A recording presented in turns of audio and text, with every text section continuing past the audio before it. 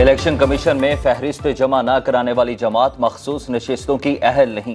کسی سیاسی جماعت سے وابستگی کا اقرار نامہ تبدیل نہیں کیا جا سکتا۔ حکومت نے الیکشن ایکٹ 2017 ترمیمی بل قومی اسمبلی میں پیش کر دیا۔ بل حکومتی رکن بلال اظہر قیانی نے ایوان میں پیش کیا۔ اپوزیشن کے ایوان میں بل کی مخالفت میں نو نو کے نعرے۔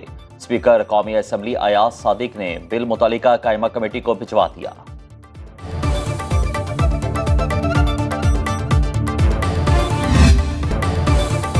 رولز پامال کر کے غیر آئینی طریقے سے بل پاس کیا جا رہا ہے۔ سپریم کورٹ کے فیصلے پر عمل درآمد لازم ہے۔ بیرسٹر گوہر خان کا کہنا ہے کہ امید ہے سپریم کورٹ اپنے فیصلے پر عمل کرائے گی۔ تحریک انصاف کے 41 ایم این ایز نے بیان حلفی جمع کرائے۔ ہمارے ایم این ایز کے خلاف ایکشن لیے جا رہے ہیں۔ سپریم کورٹ ہمارے ممبران کو تحفظ فراہم کرے۔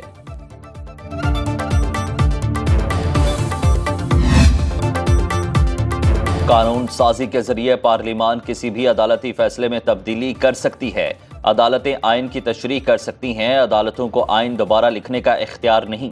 وفاقی وزیر قانون اعظم نذیر تارڑ کا قومی اسمبلی اجلاس میں اظہار خیال، بولے ملک کا نظام آئین اور قانون کے مطابق چلے گا۔ کسی کو قتل کا فتویٰ دینے کا حق نہیں دیا جا سکتا۔ ختم نبوت کا عقیدہ ہمارے ایمان کا حصہ۔ آقا صلی اللہ علیہ وسلم کی حرمت پر آنچ آئے گی تو آواز اٹھائیں گے اور ہاتھ بھی اٹھائیں گے۔ اسلام آباد ہائی کورٹ کا P T I central secretariat فوری کھولنے کا حکم۔ میٹروپولیٹن کارپوریشن اسلام آباد کا P T I office seal کرنے کا حکم کالعدم قرار۔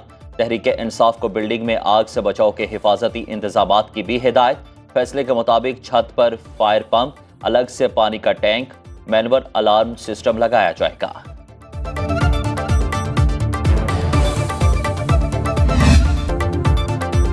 نئی فلم آئی، پلیز مجھ سے بات کرو۔ وفاقی وزیر اطلاعات عطا تارڑ کے بانی پی ٹی آئی پر طنزیہ وار نیوز کانفرنس میں بولے کہ پہلے کہتے تھے کسی کو نہیں چھوڑوں گا، اب بات کرنا چاہتے ہیں۔ سمجھ نہیں آتی، کبھی گریبان پکڑتے ہیں تو کبھی پاؤں۔ ادارے کا نیوٹرل ہونا ان سے برداشت نہیں ہو رہا۔ بانی پی ٹی آئی ملک کے لیے سیکیورٹی رسک ہیں۔ سینئر وزیر پنجاب مریم اورنگزیب نے کہا کہ معافی نہیں مانگوں گا کہنے والا خود ساختہ انقلابی ترلوں پر اتر آیا۔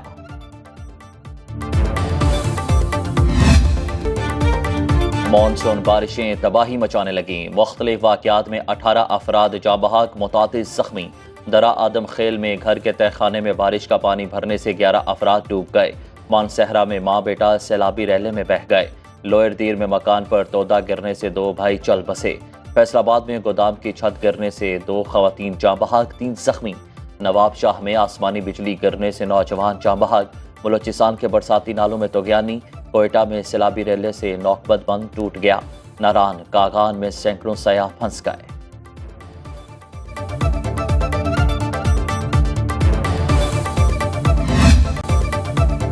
بارش سے کراچی کی سڑکیں تالاب بن گئیں۔ شارع فیصل، ملیر، آئی چندری گڑھ روڈ صدر میں بادل جم کر برسے۔ گرو مندر، نیپا چورنگی، محمود آباد، گلشن اقبال میں بارش۔ چاراہوں پر پانی جمع ہونے سے ٹریفک کی روانی متاثر۔ بارش سے بجلی کا نظام درہم برہم، 120 فیٹر ٹرپ کر گئے۔ متعدد پی ایم ٹیز بند۔ شادمان ٹاؤن، کیماڑی، بن قاسم، گلستان جوہر سمیت مختلف علاقوں میں بجلی کی فراہمی معطل۔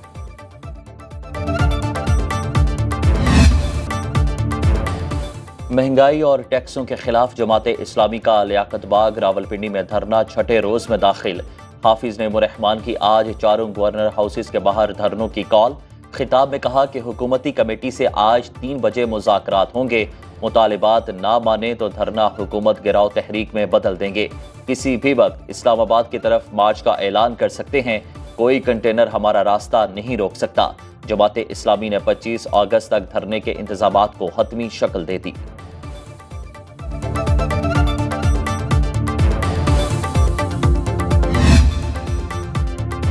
تاجروں کا ود ہولڈنگ ٹیکس کے خلاف 3 روزہ ہڑتال کا اعلان۔ کراچی میں آج سے 2 اگست تک اجناس کی سپلائی اور فروخت بند رہے گی۔ لاہور سمیت پنجاب کی تمام غلہ منڈیاں بند کرنے کا فیصلہ۔ تاجروں کا کہنا ہے کہ ود ہولڈنگ ٹیکس کے نفاذ سے اجناس کے دام 30 سے 40 روپے فی کلو بڑھ جائیں گے۔ تاجروں کا ود ہولڈنگ ٹیکس ختم کرنے کا مطالبہ۔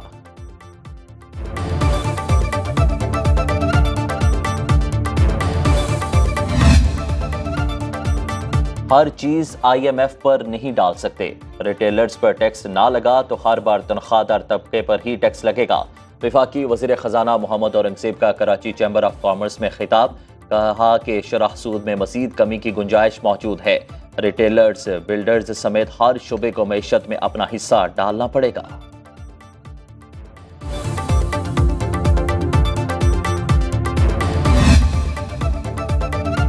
پاور پلانٹس سرکار کی آمدنی کا بڑا ذریعہ بن گئے۔ IPPs کا شور مچا کر حکومتی پلانٹس سب سے زیادہ رقوم جمع کرنے لگے۔ کیپیسٹی چارجز سے 45% رقوم سرکاری بجلی گھروں کو جاتی ہے، 40% رقوم سی پیک توانائی منصوبوں کو مل رہی ہے۔ کیپیسٹی چارجز کی صرف 15% رقم نجی پاور پلانٹس کو جا رہی ہے۔ گزشتہ مالی سال 2000 ارب روپے کیپیسٹی چارجز کی مد میں دیے گئے۔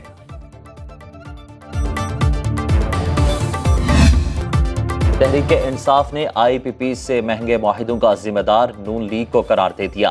اپوزیشن لیڈر عمر ایوب نے نیوز کانفرنس میں کہا کہ نون لیگی حکومت نے IPPs سے مہنگے اور غلط معاہدے کیے۔ PTI کے دور حکومت میں بجلی کا یونٹ 17 روپے کا تھا۔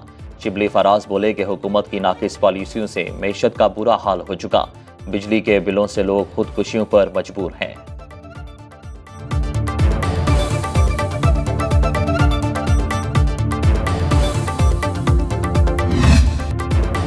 مہنگی بجلی کی حکومتی ایوانوں میں باز گشت، حکومت کا کم صلاحیت والی 4 پاور جنریشن کمپنیاں بند کرنے پر غور۔ پاور ڈویژن ذرائع کے مطابق مہنگے فرنس آئل پر چلنے والے پرانے یونٹس کی صلاحیت 30% تک محدود، 4200 میگا واٹ بجلی پیدا کرتے ہیں، جن کی اوسط لاگت 54 روپے سے 60 روپے فی یونٹ ہے۔ پاور ڈویژن تجاویز تیار کرنے کے بعد منظوری کے لیے وزیر اعظم کو پیش کرے گا۔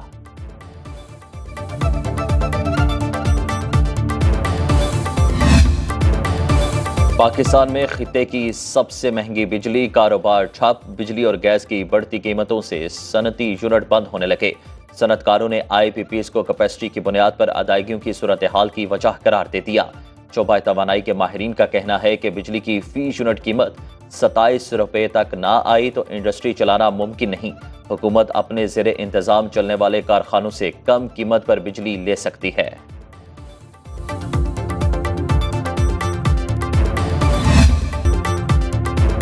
IPPs کا معاملہ حل کیے بغیر معیشت آگے نہیں بڑھ سکتی۔ MQM رہنما مصطفیٰ کمال کی میڈیا سے گفتگو، بولے IPPs سے معاہدوں پر سب کو مل بیٹھ کر بات کرنی چاہیے۔ اس اہم ایشو پر 2-3 روز تک وزیر اعظم شہباز شریف سے ملاقات ہوگی۔ کراچی میں بارش سے قبل نالوں کی صفائی ہونی چاہیے۔ پاکستان کو بچانا ہے تو کراچی کو اس کا جائز حصہ دینا ہوگا۔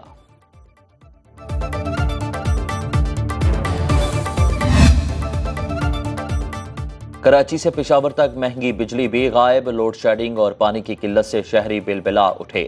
شہر قائد میں بجلی کی بندش کا دورانیہ 12 گھنٹے تک جا پہنچا۔ بلوچستان میں 14 گھنٹے تک بجلی غائب، خیبر پختونخوا کے کئی علاقوں میں 18 گھنٹے تک لوڈ شیڈنگ، لاہور سمیت پنجاب میں 4 سے 8 گھنٹے تک بجلی کی بندش معمول۔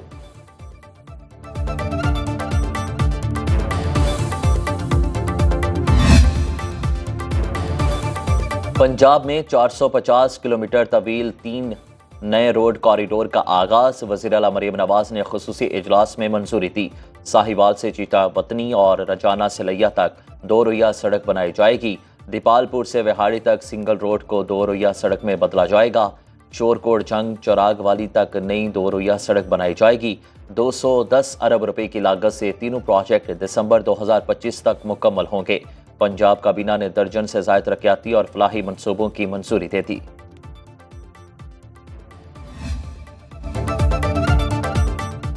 معروف مزاحیہ اداکار سردار کمال انتقال کر گئے۔ اہل خانہ کے مطابق دل کا دورہ جان لیوا ثابت ہوا۔ نماز جنازہ فیصلہ آباد میں ادا کی جائے گی۔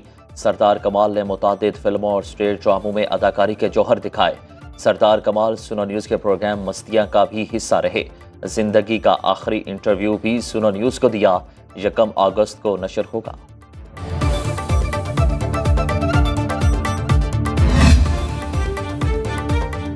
پاک فوج میں خود احتسابی کا مثالی نظام، retired lieutenant colonel Akbar Hussain کا field general court martial rank ضبط۔ ISPR کے مطابق فوجی اہلکاروں کو بغاوت پر اکسانے کا جرم ثابت ہونے پر 14 سال قید کی سزا سنائی گئی۔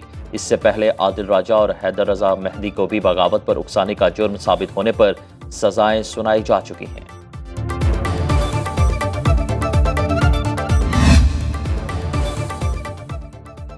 ترک بحریہ کے جنگی جہاز کنالیاڈا کی کراچی آمد۔ پاک بحریہ کے جہاز نے ترکیہ کے جہاز کو روایتی انداز میں خوش آمدید کہا۔ پاک بحریہ اور ترک سفارت خانے کے افسران نے پرتپاک استقبال کیا۔ ترکش کمانڈنگ آفیسر پاک بحریہ کے فیلڈ کمانڈرز اور دیگر اعلیٰ حکام سے ملاقاتیں کریں گے۔